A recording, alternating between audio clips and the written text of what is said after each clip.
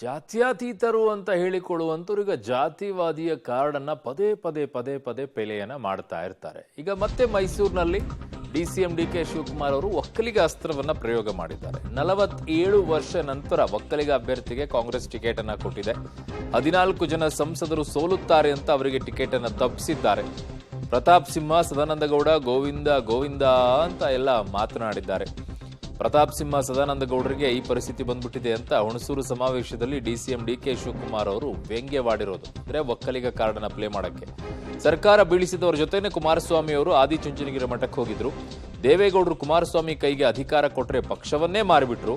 ಹುಣಸೂರು ಸಮಾವೇಶದಲ್ಲಿ ಡಿಕೆ ಶಿವಕುಮಾರ್ ಅವರ ಮಾತಿನ ಪರಿ ನೋಡಿ ಹೇಗಿದೆ ಅಂತ. ನಮ್ಮ ರಾಜ್ಯದಲ್ಲಿ 28 ಸೀಟು ಡಿಕೆ ಸುರೇಶ್ ಒಬ್ರು ಗೆದ್ದಿದ್ರು. ಅವ್ರು ಬಿಟ್ರೆ ಇನ್ಯಾರು ಗೆದ್ದಿರ್ಲಿಲ್ಲ. ಒಬ್ಬ MP ಏನಾರು ಧ್ವನಿ ಎತ್ತಿದ್ರೆ ಅಂದ್ರೆ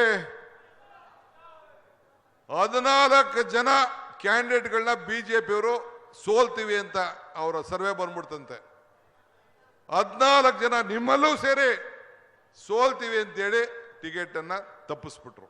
ಯಾಕೆ ತಪ್ಪಿಸಿದ್ರು? ನಿಮ್ ಕ್ಯಾಂಡಿಡೇಟ್ ಬಹಳ ಒಳ್ಳೆ ಕ್ಯಾಂಡಿಡೇಟ್ಗಳು ತಾನೆ, ಬಹಳ ಹೋರಾಟ ಮಾಡೋರು ತಾನೆ, ಜನರನ್ನಾಗಿ ಇದ್ದಿರ್ತಾರೆ.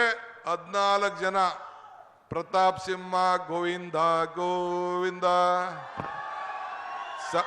ಸದಾನಂದಗೌಡ ಗೋವಿಂದ ಗೋವಿಂದ, ಶೋಭಕ್ಕ ನೀನು ಹೊರಗಡೆ ಹೋಗವ್ವ ಅಂತ ಗೋವಿಂದ ಅಂತ ಕಳಿಸ್ಬಿಟ್ರು. ಎಲ್ಲರಿಗೂ ಕೂಡ ಕಳಿಸ್ಬಿಟ್ರು. ಆ ನಮ್ಮ ಪಕ್ಷದ ಅಧ್ಯಕ್ಷ ಆಗಿದ್ದ ಬಿಜೆಪಿಗೆ, ನಾನು ಕಾಂಗ್ರೆಸ್ ಅಧ್ಯಕ್ಷ. ಇವರು ಯಾರು, ಕಟೀಲ್ ಅವರು ಬಿಜೆಪಿ ಅಧ್ಯಕ್ಷ. ಅವರು 4 ವರ್ಷ ಅಧ್ಯಕ್ಷ. ಅವನಿಗೆ ಟಿಕೆಟ್ ಇಲ್ಲ. ಯಾಕೆ ಟಿಕೆಟ್ ಇಲ್ಲ? ಅನಂತ್ ಕುಮಾರ್ ಹೆಗಡೆ ಮಿನಿಸ್ಟರ್ ಆಗಿದ್ದವನು, ಸಂವಿಧಾನ ಬದಲಾವಣೆ ಮಾಡ್ತೀನಿ ಅಂತಿದ್ದ.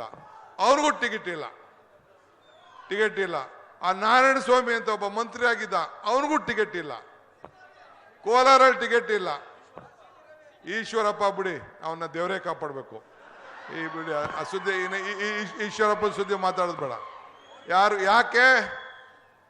ಅವರ ಪಾರ್ಟಿ ಕ್ಯಾಂಡಿಡೇಟ್ ಗೆಲ್ಲುವುದಿಲ್ಲ.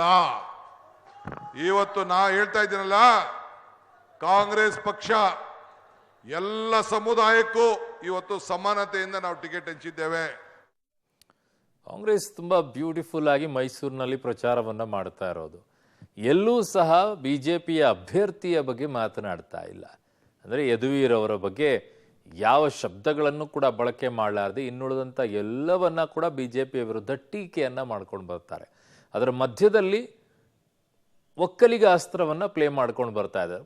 ಪೊಲಿಟಿಕಲ್ ಸ್ಟ್ರಾಟಜಿ ಮೈಸೂರಿನ ವಿಚಾರದಲ್ಲಂತೂ ಒಂದು ಹೆಜ್ಜೆ ಇಟ್ಟಿದೆ ಕಾಂಗ್ರೆಸ್. ಸರ್ಕಾರಕ್ಕೆ ಗ್ಯಾರಂಟಿ ವಿಚಾರದಲ್ಲಿ ಏನಿದೆ ಅದು ವಿಚಾರವನ್ನ ನೋಡೋಣ. ಬಟ್ ಈಗ ಡಿ ಕೆ ಶಿವಕುಮಾರ್ ಅವರ ಈ ಒಂದು ಸ್ಟೆಪ್ ಏನಿದೆ, ಸಿದ್ದರಾಮಯ್ಯನವರ ಒಂದು ಸ್ಟೆಪ್ ಏನಿದೆ ಮೈಸೂರು ವಿಚಾರದಲ್ಲಿ ನೋಡೋಣ.